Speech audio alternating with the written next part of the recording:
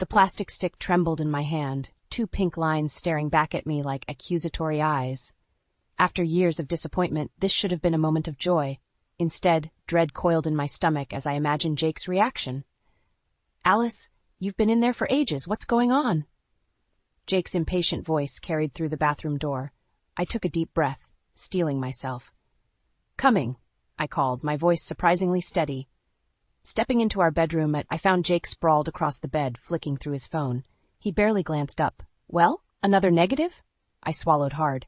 "Actually, it's positive." The silence that followed was deafening. Jake's eyes snapped to mine, narrowing with suspicion. "What did you say?" "I'm pregnant, Jake." I held out the test, my hand shaking slightly. "We're going to have a baby." Jake sat up slowly, his face a mask of disbelief. "That's impossible. We've been trying for years." "I know, but did you cheat on me?" The accusation hit me like a slap. "What? No, of course not." I recoiled, hurt and anger flaring inside me. "How could you even think that?" Jake stood, towering over me. "Well, it doesn't make sense, does it? All those fertility treatments, all that money wasted, and suddenly you're pregnant? It happens, Jake. Sometimes it just happens," he scoffed, pacing the room. "Right. And I'm supposed to believe that?" "Yes," I cried, frustration building. "Because it's the truth. This is our baby, Jake. Ours." Jake stopped, turning to face me with a cold look in his eyes. "I don't want it." The words hit me like a punch to the gut. "What?" I said. "I don't want it." His voice was flat, emotionless. "Get rid of it." I stumbled back, clutching the test to my chest. No, I won't do that." "Alice, be reasonable," Jake said, his tone patronizing. "We're not ready for this. Our marriage is already hanging by a thread." "Because of you," I shot back, finding my voice. "Because you've been distant and cruel, treating me like I'm broken just because I couldn't get pregnant." Jake's face darkened. "Watch it, Alice. You're getting hysterical." "No, I'm not," I said, straightening my spine. "I'm finally seeing things clearly. This baby is a miracle, Jake, and if you can't see that, then what?" he challenged, stepping closer. I met his gaze, unflinching. "Then maybe we shouldn't be together anymore." Jake's laugh was harsh. "Oh, that's rich. You think you can make it on your own? With a baby?" "I'd rather be alone than with someone who doesn't want our child," I said, my voice steady despite the tears threatening to spill. For a moment, something like regret flashed across Jake's face, but it was quickly replaced by a sneer. "Fine. Have your precious baby. But don't come crawling back when you realize how hard it is." He stormed out of the room, leaving me alone with the weight of his words. I sank onto the bed, one hand instinctively moving to my still flat stomach. The test was still clutched in my other hand, those two pink lines a promise of a future I'd dreamed of for so long. But not like this. Never like this. My phone buzzed, startling me. It was a text from my mother, Brenda. "How did it go, sweetheart? Did you tell him?" I stared at the message, tears finally spilling over. How could I tell her that my marriage had just imploded? That the man I thought I knew had revealed himself to be a monster? With shaking fingers, I typed out a reply. "Can I come home?" The response was immediate. "Of course. We're here for you, always." I looked around the room at the life Jake and I had built together. It all seemed hollow now, a facade hiding years of pain and resentment.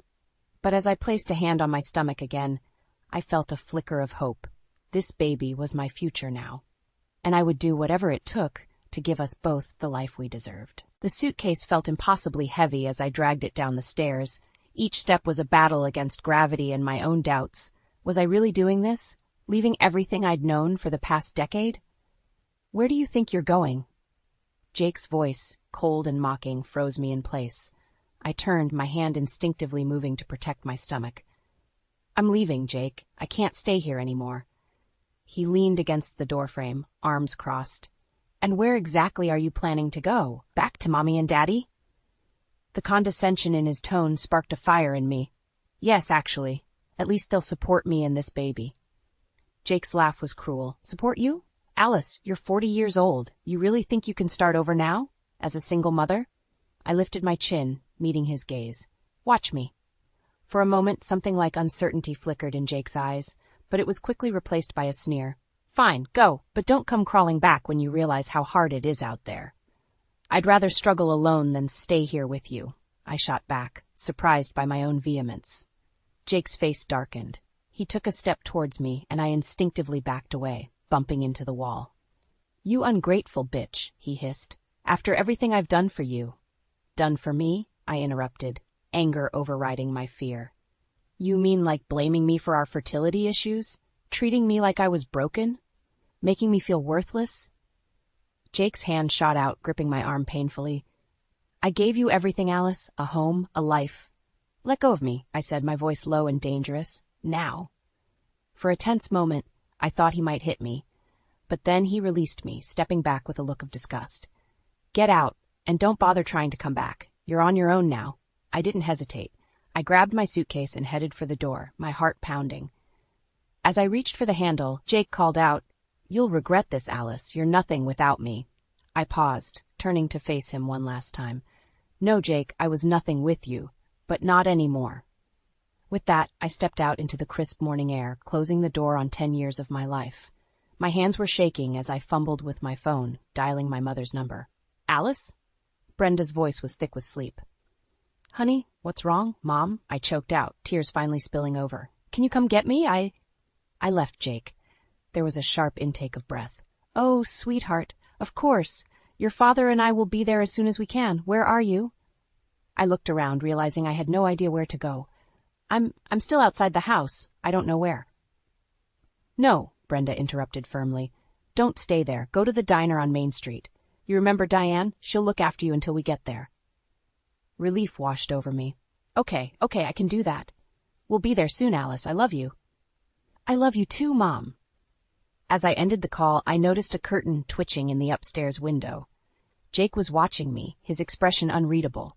I squared my shoulders and turned away, dragging my suitcase down the driveway. Each step felt like a small victory, carrying me further from the life I'd known and closer to an uncertain future. But as I walked, I felt a flutter in my stomach, so faint I might have imagined it. My hand moved to rest there, a small smile tugging at my lips despite everything. "It's just you and me now, little one," I whispered. "But we're going to be okay, I promise." As I rounded the corner, leaving my old life behind, I felt a mix of terror and exhilaration. I had no idea what the future held, but for the first time in years, I felt truly alive. Whatever came next, I would face it head-on, for myself and for the tiny life growing inside me. The familiar creak of my childhood bedroom door jolted me awake. For a moment, I forgot where I was, panic rising in my throat. Then I saw my mother's silhouette in the doorway, and reality came crashing back. "Alice, honey, are you awake?" Brenda's voice was soft, tentative. I pushed myself up, wincing at the wave of nausea that hit me. "Yeah, Mom, I'm up." She stepped into the room, concern etched on her face. "How are you feeling?" "Like I've been hit by a truck," I admitted, managing a weak smile. "But I'll live." Brenda sat on the edge of the bed, her hand finding mine. "Your father's making breakfast. Think you can stomach some toast?" The thought of food made my stomach churn, but I nodded. "I'll try." As we made our way downstairs, the smell of coffee and bacon hit me like a wall. I stumbled, gripping the banister. "Alice?" My father's worried voice carried from the kitchen. "I'm okay," I called back, taking deep breaths. "Just morning sickness." I entered the kitchen to find my father, Michael, standing at the stove, spatula in hand. His eyes widened as he took in my appearance. "Good Lord, sweetheart, you look terrible." "Thanks, Dad," I said dryly, sinking into a chair. "Just what every woman wants to hear." He had the grace to look sheepish. "I'm sorry, are you sure you're all right?" I nodded, accepting the glass of water my mother handed me. "I will be. It's just a lot to process." Michael turned off the stove, joining us at the table. For a moment we sat in uncomfortable silence. Then he cleared his throat. "Alice, we need to talk about what happens next." I tensed, bracing myself. "What do you mean?"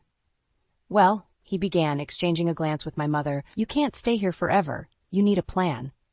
"Michael," Brenda warned, but he pressed on. "No, we need to address this. Alice, you're 40 years old. You're pregnant, unemployed, and, well, let's face it, you've been out of the workforce for years." Each word felt like a blow. I blinked back tears, anger rising to replace the hurt. "So what are you saying, Dad, that I should go crawling back to Jake?" "No," both my parents exclaimed in unison. "Of course not," Brenda said firmly. "But your father's right about one thing. We need a plan." I slumped in my chair, suddenly exhausted. "I know, I don't know where to start." Michael reached across the table, taking my hand. We'll figure it out together, sweetheart. But first things first, we need to get you to a doctor. The thought sent a jolt of panic through me. A doctor? Why? To make sure everything's okay with the baby, Brenda explained gently. And, well, to discuss your options. I recoiled, yanking my hand away. My options? You mean?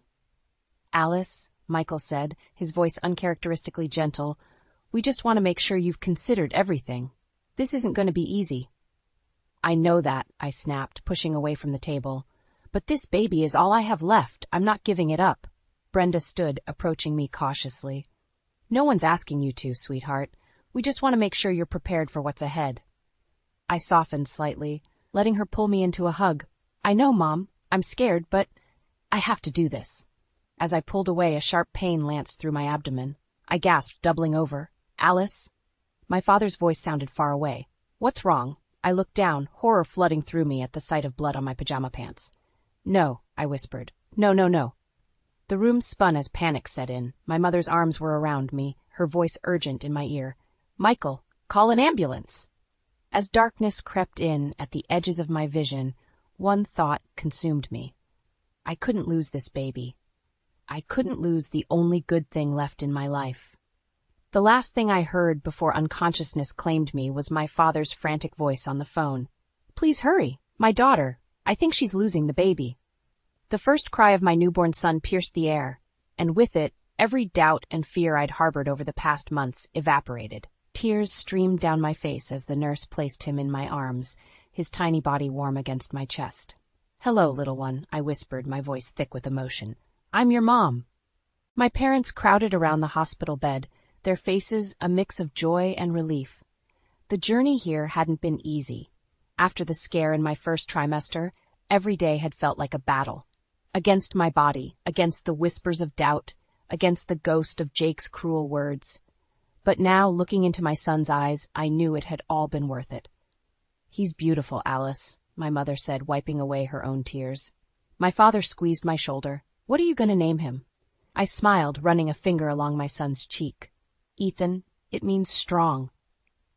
As the days passed and we settled into a routine at my parents' house, the reality of single motherhood began to sink in.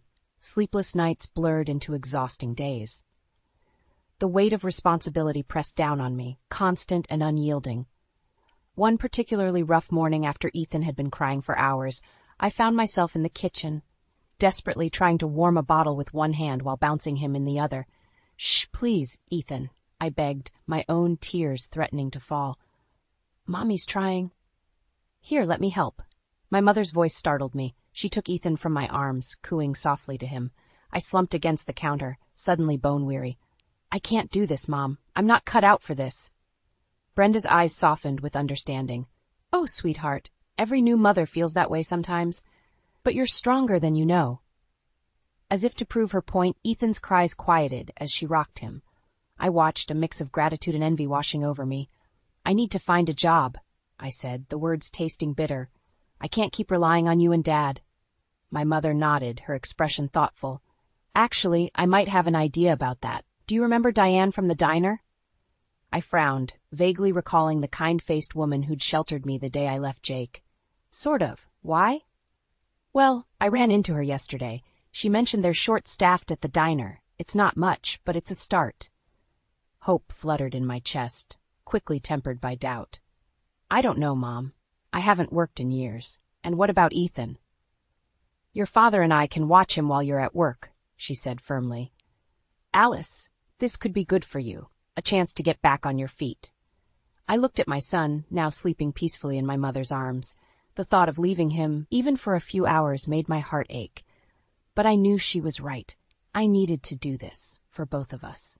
Okay, I said, taking a deep breath. I'll do it. The next day, I found myself standing outside the diner, Ethan strapped to my chest in a baby carrier. My hands shook as I reached for the door handle. You've got this, I whispered to myself, echoing my mother's words from that morning. As I stepped inside, the bell above the door chimed. Diane looked up from behind the counter, her face breaking into a warm smile. Alice, I'm so glad you came, she said, coming around to greet me. Her eyes softened as she noticed Ethan. And who's this handsome little man? I swallowed hard, fighting back tears. This is Ethan, my son. Diane's smile widened. Well, aren't you two a package deal? Come on back, let's talk about getting you started. As I followed her, I felt a strange mix of terror and excitement. This was it, the first step towards our new life. I had no idea what challenges lay ahead, but for the first time in months, I felt a glimmer of hope. With Ethan's warm weight against my chest and the promise of a fresh start before me, I squared my shoulders and stepped into the unknown. The diner's bell chimed, and I looked up from wiping down the counter, my customary greeting dying on my lips. There, framed in the doorway, stood Jake. My heart stuttered, then raced. He looked different, expensive suit, perfectly styled hair, a gleaming watch on his wrist. But his eyes, cold and calculating, were just as I remembered. Well, well, he drawled, sauntering in, if it isn't my runaway wife. I gripped the counter, willing my voice to remain steady. What are you doing here, Jake? He smirked, sliding onto a stool. Can a man visit his hometown? Although I must say, I'm surprised to find you here. His gaze swept dismissively over the diner. Before I could respond, a woman entered behind him. Tall, blonde, and impeccably dressed, she exuded an air of wealth and confidence. Jake's smirk widened. Alice, meet Nancy, my wife. The word hit me like a physical blow. Wife? How long had it been since I'd left? A year? 18 months? Nancy extended a manicured hand, her smile not quite reaching her eyes. So you're Alice. I've heard so much about you. I shook her hand, automatically, my mind reeling. I'm sorry, I didn't know Jake had remarried. Jake laughed, the sound grating on my nerves. Oh, there's a lot you don't know, Alice. For instance, did you know that while you were off playing house with Mommy and Daddy, I sold the company, made quite a tidy profit, too? The implications of his words sank in slowly. The company we'd built together, the one I'd walked away from when I left him, he'd sold it without a word to me. You had no right, I hissed, anger replacing shock. Jake's eyes hardened. I had every right. You abandoned everything, remember? Including your shares in the company. I opened my mouth to argue, but at that moment, Diane emerged from the kitchen, Ethan in her arms. Alice, honey, I think someone needs his mama. Jake's gaze snapped to my son, his expression unreadable.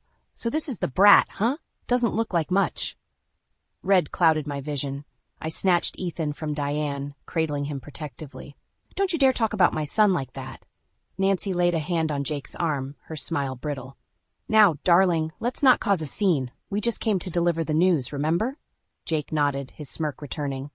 Right you are, my dear. Alice, we thought you should know we're moving back to town. Bought that big house on Maple Street. You know the one. I did know it. It was the house I'd always dreamed of living in, back when Jake and I were trying to start a family. Why? I managed to choke out. Why come back here? Jake stood, adjusting his cufflinks. Let's just say I have some unfinished business to attend to. Oh, and Alice, you might want to have a chat with your lawyer. There are some discrepancies in our divorce settlement that need addressing. With that, he strode out, Nancy in tow. The bell chimed again, leaving an oppressive silence in their wake. I slumped against the counter, my legs suddenly weak. Ethan whimpered, sensing my distress. Oh, honey, Diane said softly, coming around to support me. Are you okay? I shook my head, tears threatening to spill. I don't know. I thought I was finally free of him. As I held Ethan close, inhaling his sweet baby scent, a terrible realization dawned. Jake was back, and he clearly had an agenda. Whatever game he was playing, I was woefully unprepared. But looking down at my son, I knew I couldn't run again. This was our home now, our life. I'd fought too hard to build this new reality. Diane, I said, my voice steadier than I felt, can you watch Ethan for a bit? I need to make a call. She nodded, understanding in her eyes. Of course, sweetie. Take all the time you need. As I stepped outside, phone in hand, I took a deep breath. I didn't know what Jake was planning, but one thing was clear. I needed to be ready. For Ethan's sake and for my own, I had to fight back. With trembling fingers, I dialed a number I never thought I'd use again. Hello, this is Alice Thompson. I need to speak to a lawyer. It's urgent. The manila envelope felt heavy in my hands, its contents threatening to upend my world once again. I'd been avoiding it for days, but with Jake's latest threat looming over me, I couldn't put it off any longer. Taking a deep breath, I opened it, spreading the documents across my kitchen table. As I read, my heart sank. Jake hadn't just sold the company, he'd systematically stripped it of assets before the sale, funneling millions into offshore accounts. "Oh, God," I whispered, my hands shaking. This was why he'd come back. He was covering his tracks, and I was the loose end. A knock at the door startled me. I hastily gathered the papers, shoving them back into the envelope. "Coming!" I opened the door to find Nancy standing there, looking decidedly less polished than the last time I'd seen her. "We need to talk," she said, pushing past me into the house. "Please, come in," I muttered sarcastically, closing the door. "What do you want, Nancy?" She turned to face me, her expression a mix of anger and desperation. "I want the same thing you do, to take Jake down." I blinked, sure I'd misheard. "What?" Nancy sank onto my couch, suddenly looking exhausted. "Jake's been cheating on me with multiple women, and that's not even the worst of it." My mind reeled. "The company? You know about that?" She nodded grimly. "I found out last week. He's been embezzling for years, Alice, and now he's trying to pin it all on you." The room seemed to tilt. I gripped the back of a chair to steady myself. "On me? How?" "He's claiming you were involved in the financial decisions before you left, that you knew about the offshore accounts." Nancy's eyes met mine. "He's setting you up to take the fall." A wave of nausea hit me. "But that's not true. I didn't know anything about it." "I believe you," Nancy said softly. "That's why I'm here. I want to help." I laughed bitterly. "Help? How could you possibly help?" She reached into her purse, pulling out a flash drive. "Because I have proof. Emails, bank statements, everything, but I can't use it without implicating myself. That's where you come in." My head spun with the implications. "You want me to turn him in?" Nancy nodded. "It's the only way, Alice. If we don't act first, he'll destroy us both." I sank into a chair, my mind racing. Could I trust her? This woman who'd married Jake, who'd looked at me with such disdain in the diner? As if reading my thoughts, Nancy leaned forward. "I know you have no reason to trust me, but think about your son, Alice. What kind of future will he have if Jake succeeds?" Ethan, my beautiful boy, sleeping peacefully in the next room. The thought of him growing up with Jake's shadow looming over us made my decision for me. "Okay," I said, my voice steadier than I felt. "I'm in. What's the plan?" Nancy's relief was palpable. "We gather all the evidence, then go to the authorities. But we have to move fast. Jake's getting suspicious." As if on cue, my phone buzzed with a text. It was Jake. "We need to talk. Come to the house tonight, alone." I showed Nancy the message, my heart pounding. He knows something's up. She stood, suddenly all business. "This is our chance, Alice. Go to the meeting. Wear a wire. I'll be nearby with the evidence. If we can get him to confess." The enormity of what we were planning hit me. This wasn't just about money anymore. It was about justice, about securing a future for my son, about finally breaking free from Jake's influence once and for all. "All right," I said, squaring my shoulders. "Let's do this."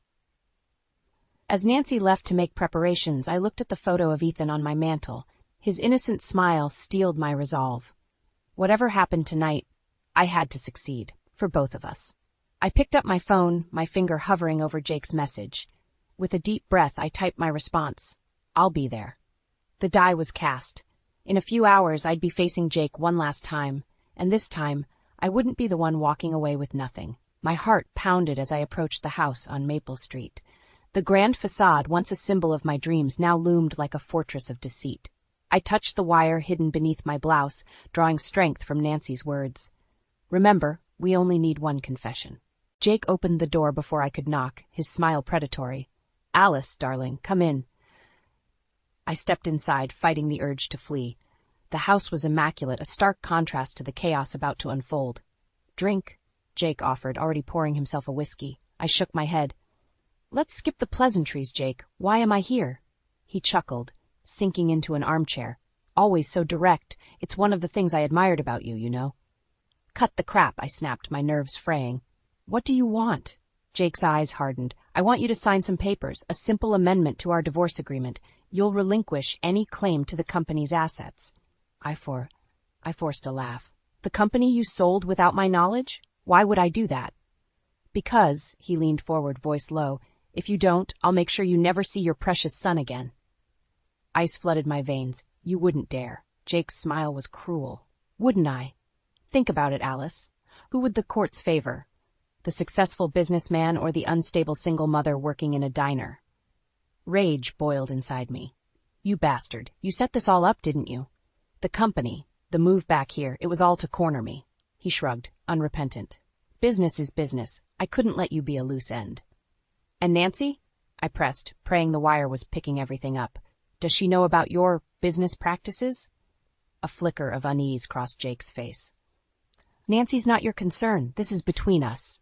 I took a deep breath, steeling myself. No, Jake, this is bigger than us now.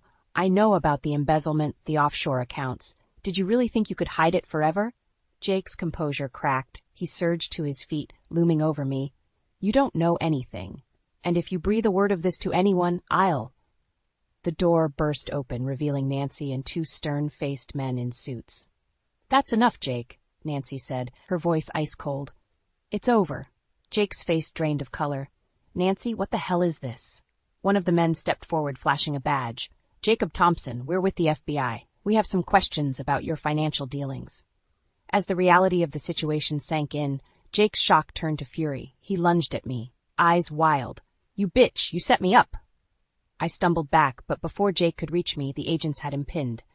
As they read him his rights, Jake's gaze locked on mine, filled with a hatred that chilled me to the bone. This isn't over, Alice, he snarled. I'll destroy you for this, you and that brat of yours. As they led Jake away, my legs gave out. I sank to the floor, trembling. Nancy knelt beside me, her hand on my shoulder. It's done, she said softly. We did it. I nodded, unable to speak. The adrenaline was fading, leaving me hollow. We'd won, but at what cost? Outside, I could hear Jake still shouting threats as they put him in the car. Each word was a dagger, reminding me that this victory was far from clean. Nancy helped me to my feet. Come on, let's get you home to Ethan. Ethan, my beautiful boy, the reason for all of this. As we stepped outside, the cool night air hit my face, and with it came a crushing realization. Jake's words weren't empty threats. As long as he was alive, Ethan and I would never truly be safe. I turned to Nancy, my voice barely a whisper. What have we done? Her eyes met mine, filled with a mix of triumph and fear that mirrored my own. What we had to do, Alice. What we had to do. As we walked away from the house on Maple Street, I knew that while one chapter had closed, another, potentially more dangerous one, was just beginning. The showdown was over, but the war? It had only just begun. The courtroom buzzed with tension as I took the stand. Jake sat at the defense table, his once impeccable suit now rumpled, his eyes burning with hatred. As I swore to tell the truth, I caught Nancy's encouraging nod from the gallery. Mrs. Thompson, the prosecutor began, please tell the court about your ex-husband's financial activities during your marriage. I took a deep breath, steeling myself. Jake, Mr. Thompson, systematically embezzled funds from our company, hiding millions in offshore accounts. Jake's lawyer objected, but the judge overruled him. As I continued my testimony, detailing years of financial abuse and manipulation, I watched Jake's facade crumble. His smug confidence gave way to panic, then fury. When it was the defense's turn for cross-examination, Jake's lawyer tried to paint me as a scorned woman out for revenge. But I held my ground, my voice steady as I recounted the emotional abuse, the gaslighting, the threats against our son. And why should the court believe you now? The lawyer sneered. I looked directly at Jake as I answered. Because I'm not afraid anymore. I have nothing left to lose and everything to gain by telling the truth. As I stepped down from the stand, I felt a weight lift from my shoulders. Whatever happened now, I'd done my part. The truth was out. The verdict came swiftly. Guilty on all counts. As the judge read out Jake's sentence, 15 years in federal prison, I watched the man who had once terrorized me crumble before my eyes. But it was Jake's final outburst that truly marked the end. As they led him away, he lunged towards me, spitting venom. This isn't over, Alice. I'll get out. And when I do... No, Jake, I interrupted, my voice calm. It is over. You have no power over me anymore. As the courtroom doors closed behind him, I felt a hand on my shoulder. I turned to find Nancy, tears in her eyes. We did it, she whispered. I nodded, my own eyes welling up. We did. Outside the courthouse, reporters clamored for statements, but all I wanted was to get home to Ethan. As Nancy and I pushed through the crowd, I spotted a familiar face, Diane from the diner, beaming with pride. You did good, honey, she said, pulling me into a hug. Now, let's get you home to that boy of yours. The drive back to my parents' house was a blur. As we pulled up, I saw my mother on the porch, Ethan in her arms. The sight of my son, safe, loved, free from Jake's shadow, brought fresh tears to my eyes. I scooped Ethan into my arms, breathing in his sweet baby scent. "It's over, little one," I whispered. "We're safe now." As we gathered in the living room, my parents, Nancy, Diane, and Hank, who'd closed the diner to be here, I looked around at this unlikely family we'd formed. Each person had played a part in getting us to this moment. "I don't know how to thank you all," I began, my voice thick with emotion, but Diane cut me off with a wave of her hand. "You don't need to thank us, honey. You did this. You found the strength to stand up to him, to protect your boy. We're just glad we could help." Nancy nodded in agreement. "Alice, you gave me the courage to face the truth about Jake. If anyone should be thanking someone, it's me thanking you." As the evening wore on, filled with quiet celebration and plans for the future, I felt a sense of peace I hadn't known in years. Jake was gone, but more importantly, the fear he'd instilled in me was gone too. Later, as I tucked Ethan into bed, I made him a promise. "You'll never have to be afraid, my love. Mommy will always protect you." Looking down at my sleeping son, I realized that this moment, this love, was what I'd been fighting for all along. Not revenge, not justice, but the chance to give Ethan the life and love he deserved. As I closed Ethan's door, I caught sight of my reflection in the hallway mirror. The woman staring back at me was stronger, wiser, and more whole than she'd ever been. For the first time in years, I smiled at my reflection. The past was behind us now. The future, bright, hopeful, and ours alone, was waiting.